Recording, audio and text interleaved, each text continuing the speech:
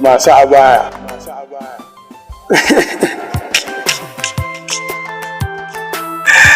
Kai, wani al'amari akwai nishadi a cikinsa yadda ya kamata. Na rasa ganewa wai me yasa wannan abaya ta yi ta trending a social media da gidajen yan uwa da abokan arziki. Bayan da abin bacin rai yake shine ni ba abaya nake siyarwa ba. Amma wanda suka mun magana abaya wallahi ba na iya kirga mutum nawa bane.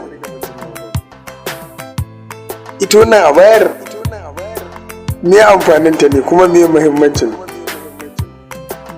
Ni dai na san abu guda biyu sa iya faruwa, saboda yanayi ya zo samari ba sa iya yin komai, ba iya yi ne ba sa yi ba, fuskanta suka yi ku da ake yi wa bakwa gane muhimmancin abin da ake mu ga na kwarai kenan.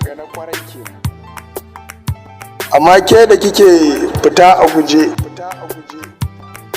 mota ma bata fi ki yawo ba, kwalta ce ke mai kiri. In kin nema a baya ba laifi, saboda dama da hakan kika dace. Abin takaici a cikin wannan neman a baya, kai mai bayarwa kana da ya, kana da kanwa. Duk lokacin da kai attempting yin abin da ya dace ko wanda bai dace ba gurin bada abaya, to kar ka manta exactly irin abin da kai shi za a yi maka a bawa naka, kuma result din ya zama iri ɗaya. Su da haka kaga babu fa'idar ka bada abaya gurin yi wa Allah ba daidai ba. A mutunta juna, a yafe wa juna, haka manzo Allah sallallahu alaihi wasallam ya ce, kuma kada mu yi gaba. Ya muna matsayin musulmai, wasu wawaye a cikinmu, wahalallu, gajiyayyu, wanda kokari kawai suke suna kai kansa ga halaka.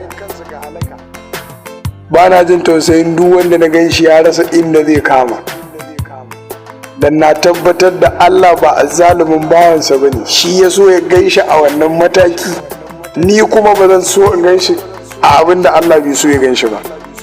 Ni ma bawa ne, kuma umarni nake bi. Da Allah mu gane, mu kuma waye, masu duhun kwakwalwa a cikinmu su fahimta. Dan an ce ana yin abu kaza bai zama abin yayi ba.